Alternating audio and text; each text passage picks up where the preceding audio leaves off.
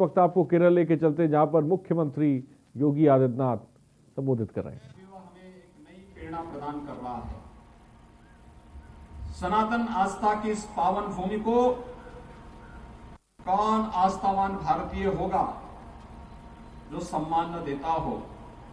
और आप भारतीय जनता पार्टी और एनडीए से जुड़े हुए जितने भी एलाइज हैं, मैं उन सबको केरल के अंदर लंबे संघर्ष के उपरांत आज आप जिस स्थिति में पहुंचे हैं, आपके संघर्ष को अभिनंदन करता हूं, स्वागत करता हूं। കേരളം എന്ന് പറയുന്നത് ശ്രീ ആദിശങ്കരാചാര്യന്റെ ജന്മനാടാണ്.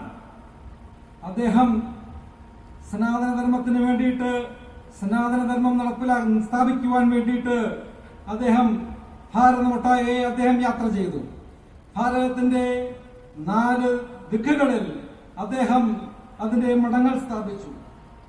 അതുപോലെ തന്നെ കേരളത്തിൽ തന്നെ ജനിച്ച മഹത് വ്യക്തിയായ ശ്രീ നാരായണ ഗുരു അവർകൾ സമൂഹത്തിന് വേണ്ടി അദ്ദേഹം സമൂഹത്തിലെ സാമൂഹ്യ നീതിക്ക് വേണ്ടിയും സമൂഹത്തിൽ സാമൂഹിക തുല്യതയ്ക്ക് വേണ്ടിയും അദ്ദേഹം നിലകൊണ്ടു. അദ്ദേഹവും സനാതനധർമ്മം ഉയർത്തിപ്പിടിച്ചുകൊണ്ട് ഉള്ളൊരു ജീവിതമാണ് അദ്ദേഹം നയിച്ചത്. കേരളത്തിലെ എല്ലാ ജനങ്ങളും, കേരളത്തിൽ പ്രത്യേകിച്ച് ഭാരതീയ ജനതാ പാർട്ടിയും ദേശീയ ജനാധിപത്യ സഖ്യത്തിന്റെ സഹയാത്രികരായിട്ടുള്ള മറ്റെല്ലാവരും തന്നെ ഈ സനാതന മൂല്യങ്ങളും സനാതന ധർമ്മങ്ങളും ഉയർത്തിപ്പിടിക്കുവാൻ വേണ്ടിയിട്ട് നാം ഓരോരുത്തരും കടന്നു പോയിട്ടുള്ള അതികഠിനമായ പാത അത് ഓർത്ത് എനിക്ക് നിങ്ങളോട് വളരെ അഭിമാനം തോന്നുകയാണ്. मित्रों, केरल सनातन आस्था की भूमि रही है, लेकिन आजादी के पूर्व से जो षड्यंत्र केरल के खिलाफ प्रारंभ हुए, आजादी के बाद मुस्लिम लीग और कांग्रेस का गठबंधन और साथ साथ एलडीएफ ने भी उस षड्यंत्र को विश्वासघात में बदल करके केरल के विकास को बाधित किया है। केरल विकास की जिन बुलंदियों को छूना चाहिए था, उससे कहीं न कहीं पिछड़ गया है। आज इसका प्रमाण है कोविड प्रबंधन में केरल की सरकार की पूरी तरह विफल हो जाना। ये इस बात को साबित करता है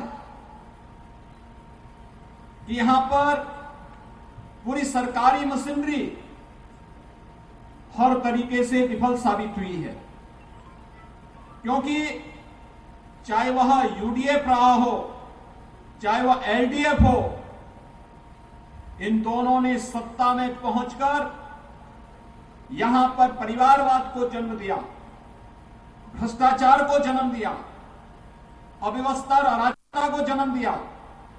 यही कारण है कि केरल की जनता के हित में, केरल की सनातन संस्कृति के हित में और केरल के युवाओं के भविष्य के हित में यहां पर इन दोनों सरकारों के द्वारा कोई भी कार्य नहीं किया गया। केवल दोनों में आपसी सत्ता के समझौते के तहत 5-5 वर्ष का एग्रीमेंट होता है, 5 वर्ष एलडीएफ, 5 वर्ष यूडीएफ, और इसका खामियाजा भुगतना पड़ता है केरल की जनता को। हम सब आपका आह्वान करने के लिए आए हैं कि केरल का एक ही विकल्प है, और वह विकल्प है एनडीए, बीजेपी और उसका एलाइज ही उसका एकमात्र विकल्प है। उस विकल्प पर विश्वास करते हुए उसे सहयोग देने की आवश्यकता है। കേരളവും എക്കാലവും സനാതനധർമ്മത്തിന്റെ പാതയിൽ കൂടെ കടന്നുപോയ ഒരു പ്രദേശമാണ്.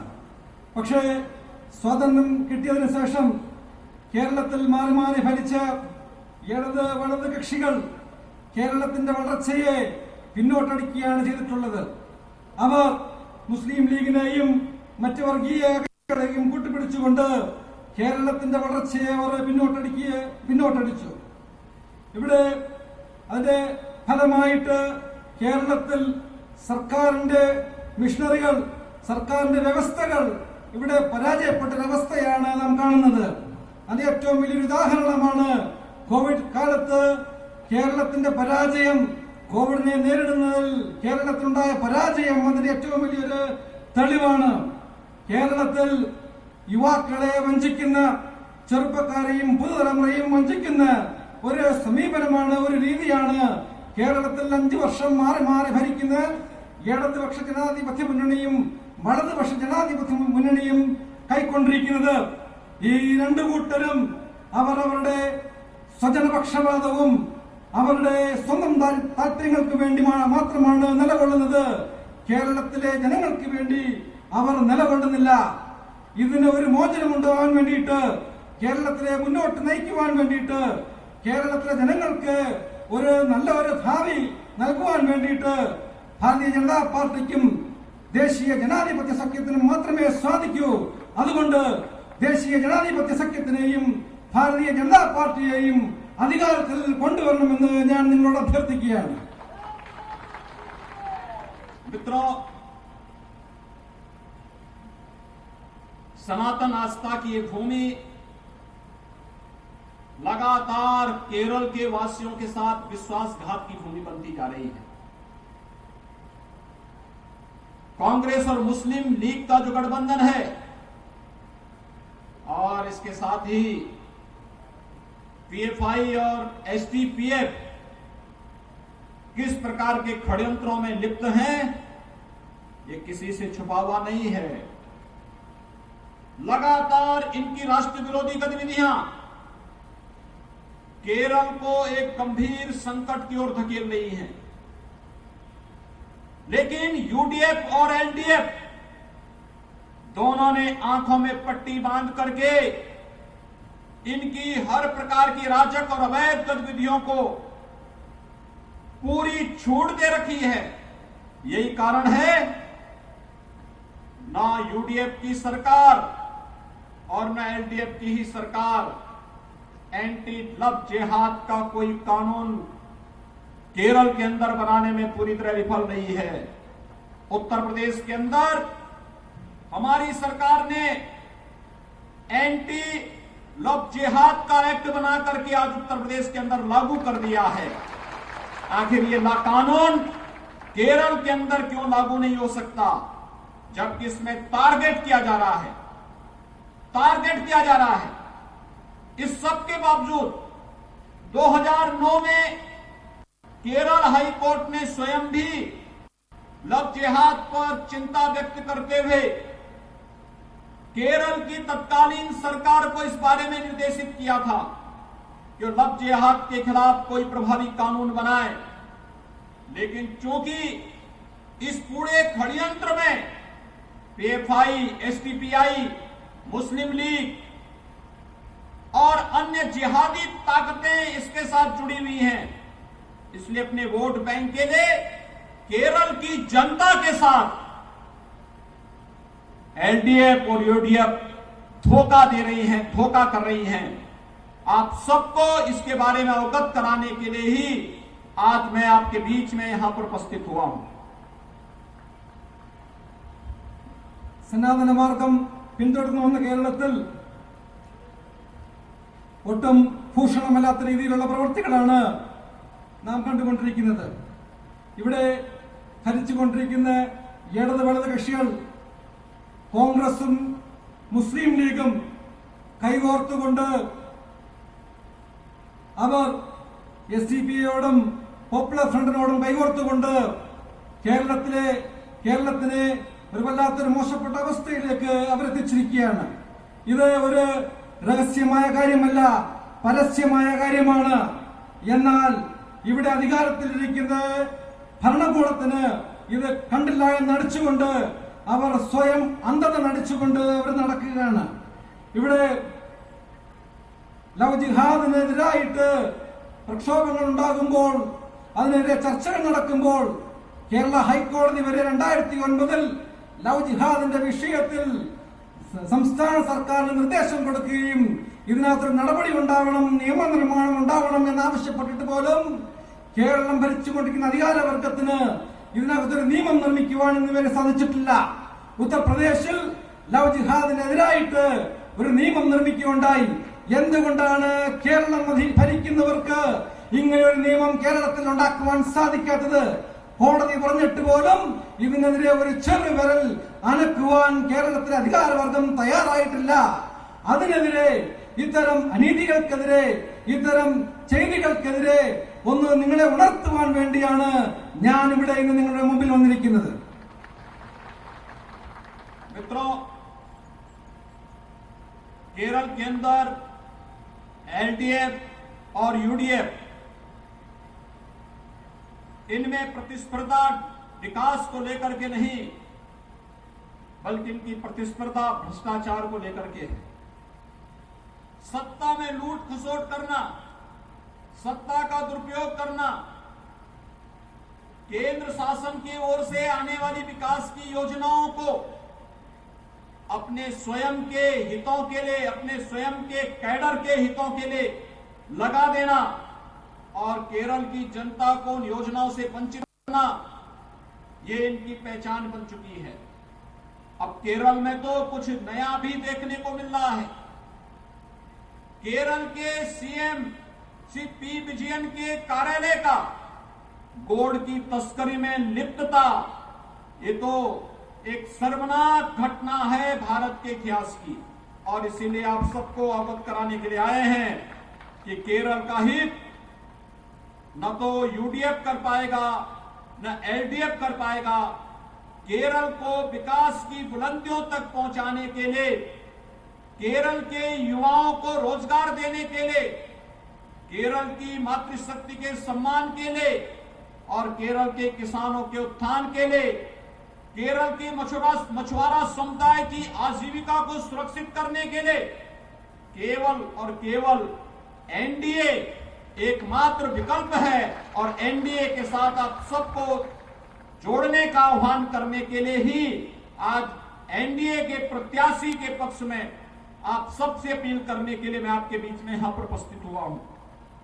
കേരളത്തിൽ എൽഡിഎഫും യുഡിഎഫും തമ്മിൽ ഒരു ശക്തമായ അന്തർധാര നിലനിൽക്കുന്നു.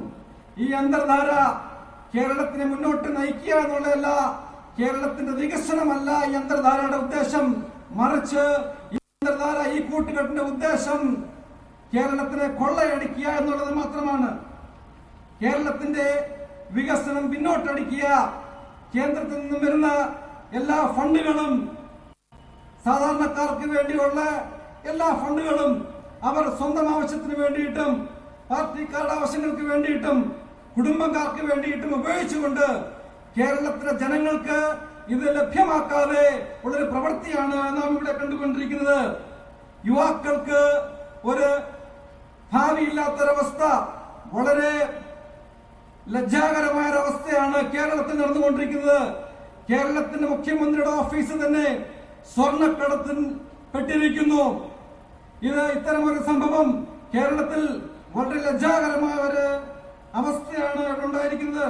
ഇവിടെ കേരളത്തിലെ ജനങ്ങൾക്ക്, യുവതലമുറയ്ക്ക് ജോലി ലഭിക്കുവാൻ വേണ്ടിയിട്ട്, നമ്മുടെ അമ്മമാർക്കും നമ്മുടെ സഹോദരികൾക്കും സുരക്ഷ ഉറപ്പാക്കുവാൻ വേണ്ടിയിട്ട്, നമ്മുടെ കർഷകർക്ക് അവരുടെ ഭാവി ഉറപ്പാക്കുവാൻ വേണ്ടിയിട്ട്, മത്സ്യത്തൊഴിലാളികളുടെ ഭാവി ഉറപ്പാക്കുവാൻ വേണ്ടിയിട്ട് ഒരൊറ്റ മാർഗം മാത്രമേ ഉള്ളൂ. ദേശീയ ജനാധിപത്യ സഖ്യം മാത്രമേ അതിന് പരിഹാരമായിട്ടുള്ളൂ. ദേശീയ ജനാധിപത്യ സഖ്യവും ബിജെപിയുമാണ് അതിനുള്ള പരിഹാരം. भाइयों बहनों, आज केरल की जो आवश्यकताएं हैं, यहां के युवाओं को रोजगार चाहिए, लेकिन केरल की पब्लिक सर्विस कमीशन एलडीएफ सरकार के भ्रष्टाचार का अड्डा बन चुका है। यहां पे नौकरी योग्यता के आधार पर नहीं, बल्कि वह एलडीएफ के कैडर को रोजगार बांटने का एक माध्यम बन गया है। कई केरल के युवाओं को आत्महत्या करने के लिए मजबूर होना पड़ा है। ये चीजें बताती हैं कि भ्रष्टाचार किस कदर तक यहां के युवाओं को डिप्रेशन में डाल रहा है। लेकिन केरल की एलडीएफ सरकार इस ओर से आंखें मूंदी हुई हैं, उसे युवाओं की चिंता नहीं है, उसे केरल में महिलाओं की चिंता नहीं है, उसे केरल में यहां के मछुआरा समुदाय की चिंता नहीं है, और उसे केरल के अंदर केरल के किसानों की भी चिंता नहीं है। भाइयों बहनों, जो अपार संभावनाएं केरल के अंदर है, इन अपार संभावनाओं को आगे बढ़ाने का कार्य बीजेपी कर सकती है, क्योंकि बीजेपी ने प्रधानमंत्री मोदी जी के नेतृत्व में पिछले 7 वर्षों में देश के अंदर जिन प्रकार की योजनाओं को ले जाकर के लोक कल्याणकारी कार्यक्रमों को आगे बढ़ाया है, वो आप सबके सामने है। കേരളത്തിലെ ജനങ്ങൾ ആഗ്രഹിക്കുന്നത്, യുവതലമുറ ആഗ്രഹിക്കുന്നത് തൊഴിലാണ്. എന്നാൽ ഈ തൊഴിൽ നൽകേണ്ട പബ്ലിക് സർവീസ് കമ്മീഷൻ PSC എന്ന് പറയുന്ന സ്ഥാപനം യുവാക്കൾക്ക് തൊഴിൽ നൽകുന്നില്ല. മറിച്ച് അവരാരാണ്, അവർ ആർക്കാണ് തൊഴിൽ നൽകുന്നത്? PSC എന്ന് പറയുന്നത് ഇന്ന് പാർട്ടി സഹാക്കന്മാർക്ക് വേണ്ടിയും പാർട്ടി സഹാക്കന്മാരുടെ കുടുംബങ്ങൾക്ക് വേണ്ടിയും കുടുംബക്കാർക്ക് വേണ്ടിയും മാത്രം തൊഴിൽ നൽകുന്ന ഒരു ഏജൻസിയായി കേരളത്തിൽ മാറിയിരിക്കുകയാണ്. കേരളത്തില് ഇതിന്റെ ഫലമായിട്ട് യുവാക്കൾക്ക് തൊഴിൽ ലഭിക്കാത്തതിന്റെ ഫലമായിട്ട് കേരളത്തിലെ ജനങ്ങളെ മൊത്തം നിരാശയിലാക്കിയിരിക്കുകയാണ്. നമ്മുടെ യുവതലമുറ നിരാശയിലാണ്. PSC എഴുതി ജോലി പ്രതീക്ഷിച്ചിരിക്കുന്ന വ്യക്തികൾ ആത്മഹത്യ ചെയ്തുകൊണ്ടിരിക്കുന്നു. ഇതെല്ലാം കണ്ടില്ല എന്ന് നടിക്കുന്ന ഒരു സർക്കാരാണ് ഇന്ന് കേരളത്തിലുള്ളത്. നേരത്തെ പറഞ്ഞതുപോലെ നമ്മുടെ അമ്മമാരുടെയും സ്ത്രീകളുടെയും സുരക്ഷയ്ക്ക് വേണ്ടി, നമ്മുടെ മത്സ്യത്തൊഴിലാളികളുടെ സുരക്ഷയ്ക്ക് വേണ്ടിയിട്ട്, പാടത്ത് പണിയെടുക്കുന്ന കൃഷിക്കാരുടെ സുരക്ഷയ്ക്ക് വേണ്ടിയിട്ട്, അവരുടെ തലമുറകളുടെ നന്മയ്ക്ക് വേണ്ടിയിട്ട് ഇവരൊന്നും ചെയ്യുന്നില്ല. അവരുടെ തലമുറകൾക്ക് വേണ്ടിയിട്ട്, അവരുടെ തലമുറകൾ ഭദ്രമാക്കുവാൻ വേണ്ടിയിട്ട്, അവരുടെ തൊഴിലവസരങ്ങൾ ഭദ്രമാക്കുവാൻ വേണ്ടിയിട്ട് ഇന്ന് കേരളത്തിൽ ഇനിയും ദേശീയ ജനാധിപത്യ സഖ്യത്തിനും BJPക്കും മാത്രമേ സാധിക്കൂ. നമ്മൾക്ക് ഉള്ള വിഭവശേഷികൾ, പല പല രീതിയിലുള്ള വിഭവശേഷികൾ ഇവിടുത്തെ കേരളം ഭരിക്കുന്ന ഭരണകൂടം ഇതുവരെ ഉപയോഗിച്ചിട്ടില്ല എന്നുള്ളത് വളരെ ലജ്ജാകരമായ ഒരു കാര്യമാണ്. ഇത് ഉപയോഗിക്കുവാൻ വേണ്ടിയിട്ട് നമ്മൾക്ക് സാധിക്കുന്നത് ഇവിടുത്തെ BJPക്ക് മാത്രമേ സാധിക്കൂ. ഇത് പറയുവാൻ വേണ്ടിയിട്ടും കൂടെയാണ് ഞാൻ ഈ അവസരം എടുക്കുന്നു. मित्रों, कोरोना प्रबंधन देश के अंदर कैसे होना चाहिए, प्रधानमंत्री मोदी जी के नेतृत्व में पूरे देश ने इस लड़ाई को बहुत नजदीक से देखा. दुनिया के अंदर एक मिसाल बनी. हम आभारी हैं प्रधानमंत्री मोदी जी के, जिन्होंने गरीब कल्याण पैकेज के माध्यम से अब हर गरीब को राशन की निःशुल्क सुविधा उपलब्ध कोरोना कालखंड में उपलब्ध कराई. रसोई गैस के सिलेंडर निःशुल्क उपलब्ध करवाने का कार्य किया. जनधन अकाउंट धारी हर महिला के खाते में 500 रुपए तुरंत देने का कार्य किया. निराश्रित महिला, वृद्धावस्था पेंशन धारक, दिव्यांगजन पेंशन धारकों को अतिरिक्त राशि उपलब्ध करवाने का कार्य किया. और प्रधानमंत्री किसान सम्मान निधि में भी अतिरिक्त धनराशि देकर के उन किसानों के जीवन में भी खुशहाली लाने का कार्य विपत्ति के समय में प्रधानमंत्री मोदी जी के नेतृत्व में भारतीय जनता पार्टी की NDA सरकार लेकर के आई थी. और यही नहीं, आत्मनिर्भर भारत पैकेज के अंदर MSME यूनिट के लिए भी बेहतरीन कार्य और पैकेज देकर के भारत को आत्मनिर्भरता के लक्ष्य की ओर अग्रसर करने का कार्य प्रधानमंत्री मोदी जी के नेतृत्व में हुआ है. कोरोना प्रबंधन के साथ देश के अंदर चल रही तमाम प्रकार की विकास की योजनाएं और एक गरीब के जीवन में परिवर्तन लाने वाली लोक कल्याण की योजनाएं ये किसी से छुपी हुई नहीं है. കൊറോണ കാലഘട്ടത്തിൽ കേന്ദ്ര സർക്കാർ എങ്ങനെയാണ്, ഏത് രീതിയിലാണ് അതിനെ നേരിട്ടത് എന്ന് നമുക്കെല്ലാവർക്കും അറിയാം. കൊറോണ കാലഘട്ടത്തിൽ ബുദ്ധിമുട്ട് അനുഭവിക്കുന്ന ജനവിഭാഗത്തിന് വേണ്ടിയിട്ട് സൗജന്യ റേഷൻ, അതുപോലെ തന്നെ ഗ്യാസ് കണക്ഷനുകൾ, ജൻധൻ അക്കൗണ്ട് വഴി പാവപ്പെട്ടവർക്ക് 500 രൂപ വീതം എത്തിക്കുക, പ്രധാനമന്ത്രി കിസാൻ സമ്മാൻ നിധി വഴി കർഷക കുടുംബങ്ങൾക്ക് ഒരു കൈത്താങ്ങായി ധനസഹായം ബാങ്ക് അക്കൗണ്ട് വഴി എത്തിക്കുക, അതുപോലെ പല പല രീതിയിൽ പാവപ്പെട്ട ജനങ്ങളെയും പാർശ്വവൽക്കരിക്കപ്പെട്ട ജനങ്ങളെയും ഒരു കൈത്താങ്ങ് നൽകുവാൻ ഈ കൊറോണ കാലഘട്ടത്തിൽ കേന്ദ്ര സർക്കാർ, പ്രധാനമന്ത്രിയുടെ നേതൃത്വത്തിലുള്ള കേന്ദ്ര സർക്കാർ കൈക്കൊണ്ട നടപടികൾ നമ്മൾക്ക് എല്ലാവർക്കും അറിയാവുന്നതാണ്. ഇത് ലോകത്തിന് തന്നെ മാതൃകയായ ഒരു വിഷയമാണ്. അക്കാലഘട്ടത്തിൽ ആത്മാ നിർമ്മലൻ ഭാരത് പദ്ധതി വഴി ചെയ്തിട്ടുള്ള പ്രവൃത്തികൾ നമ്മൾക്ക് എല്ലാവർക്കും അറിയാം. മാത്രമല്ല, വ്യാവസായിക മേഖലയിൽ ചെറുകിട വ്യവസായങ്ങൾ നിലനിൽക്കുവാൻ വേണ്ടിയിട്ടും ഈ കൊറോണ കാലഘട്ടത്തിൽ കേന്ദ്ര സർക്കാർ കൈത്താങ്ങായി പ്രവർത്തിച്ചുവെന്ന് ഞാൻ ഈ അവസരത്തിൽ നിങ്ങളെ ഓർമ്മിപ്പിക്കുവാൻ ആഗ്രഹിക്കുന്നു. मित्रों, हम भारत के प्रधानमंत्री नरेंद्र मोदी जी का और भारत के वैज्ञानिकों का हृदय से अभिनंदन करते हैं, जिन्होंने कोरोना महामारी से बचाने के लिए 2 स्वदेशी वैक्सीन दिए। और आज मुझे बताते हुए प्रसन्नता है कि आज 1 अप्रैल से 45 वर्ष के हर एक नागरिक को मुफ्त में वैक्सीन लगाने की घोषणा भारत सरकार ने कर दी है। ये वैक्सीन हर एक नागरिक को फ्री में हर सरकारी सेंटर में लगने जा रहा है। हम लोग अधिक से अधिक मात्रा में वैक्सीन लगा करके कोरोना के खिलाफ देश की लड़ाई को विजयी बनाएंगे और साथ साथ केरल विधानसभा चुनाव में भी भारतीय जनता पार्टी और एनडीए को विजयी बनाने का कार्य करेंगे। तो केरल में मुख्यमंत्री